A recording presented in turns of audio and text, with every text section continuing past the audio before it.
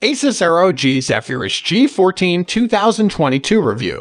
This new Asus Rog Zephyrus G14 is a stunner, and rate tag are incredibly a bit of a letdown.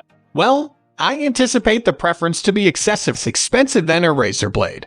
In all, however, one of these aspects, the new 2022 model is nevertheless one of the fantastic all-around programs cash can buy.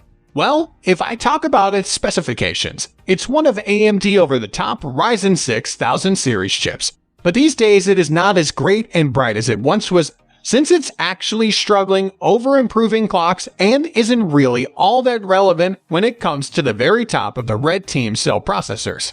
It provides 8 cores and 16 threads of the Zen 3 Plus architecture, successful in boosting to 4.9 GHz, which it surely does on occasion.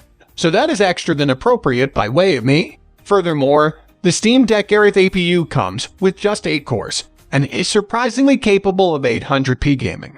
But the Radeon 680M has 12 RDNA 2 GPU cores, which is in fact an exceptionally hefty amount when compared to Valve's newest APU, the Radeon 680M. Though, most importantly, the Zephyrus is powered with the aid of a Radeon RX 6800S discrete GPU, which inevitably blows its built-in GPU sibling out of the water. That Radeon silicon is one primary project to lift out.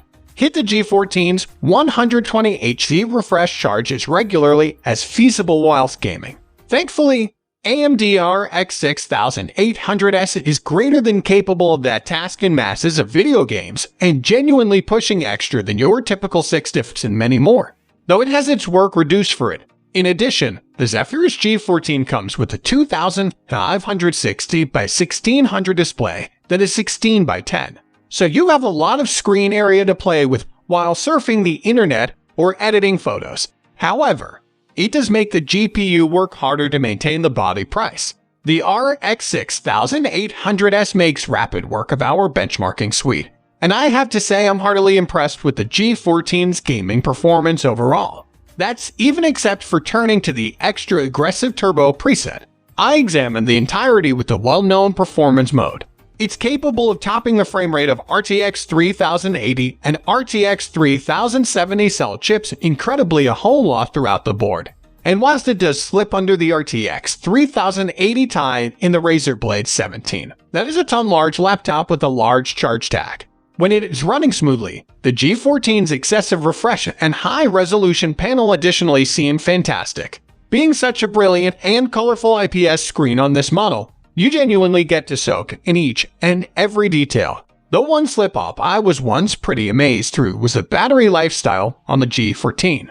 It's one of the lowest lifespans for any current gaming laptop I have examined as of late, managing simply 53 minutes. That's solely 2 minutes extra than the Razer Blade 17, which stuffs an RTX 3080 Ti and Intel Core i7 12800H internal. Its metallic chassis components are not recognized for being specially power-savvy.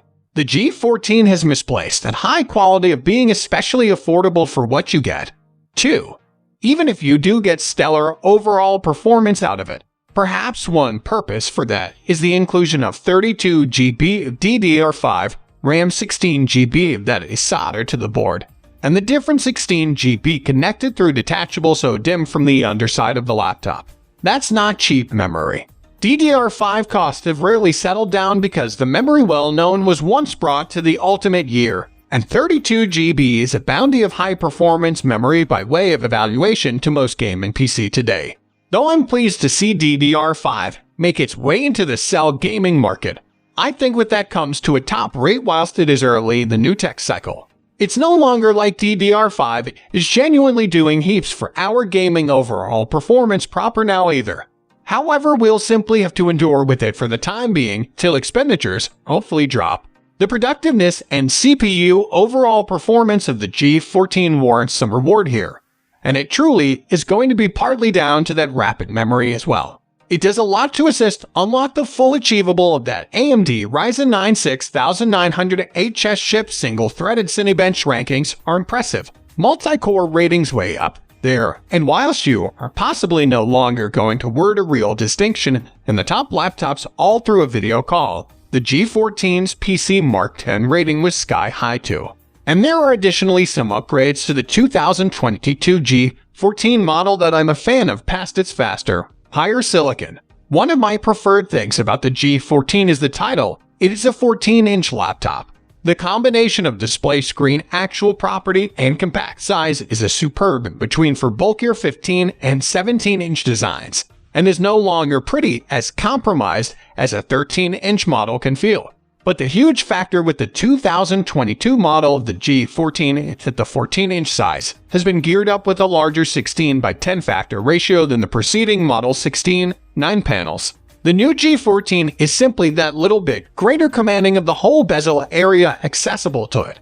And it gives almost entire coverage from the top to the backside of the laptop's chassis.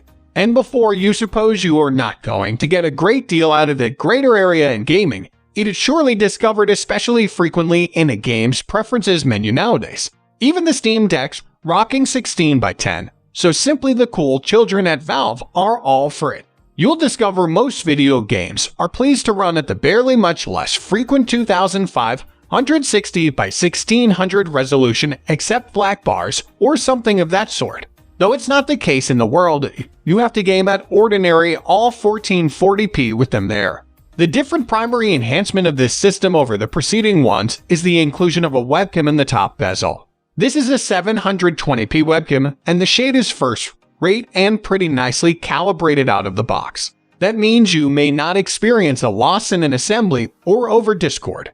I will say the distinction is not great, however, and you lose some small print in low light settings. But this isn't always all that stunning of a compact laptop cam. With that in mind, the chassis is remarkably well made and svelte, even though it hasn't been modified along with the new 2022 model. It's no longer the thinnest laptop going, even though rarely the bulkiest at 312x227x19.5 mm and 1.72 kg. I additionally have the model with the Anime Matrix LED get-up on the rear. This is certainly a gasp-worthy function for those seeing it for the first time, although arguably a little towards the basic format of this glossy gaming laptop. I'd assume this laptop is greater suitable in shape for work and play accepted, and it is additionally a bit of a pain to disable at nighttime until you unplug the complete laptop. I'm hoping it truly is a software program issue, as I wasn't capable to access any settings to tweak these rear lights in any way in Asus Armory Crate app, which is the place these settings are supposed to live. Overall, though, the G14 trip is a noticeably convenient and easy one. I did not run into any essential problems with it over the couple of weeks I've had it, and for the few negatives I have with the design, Asus has offset them with hundreds of positives. So, this is it for today. I hope you will like this interesting review. I will be back soon with another interesting video. Make sure to like, share, and subscribe to the channel for future videos.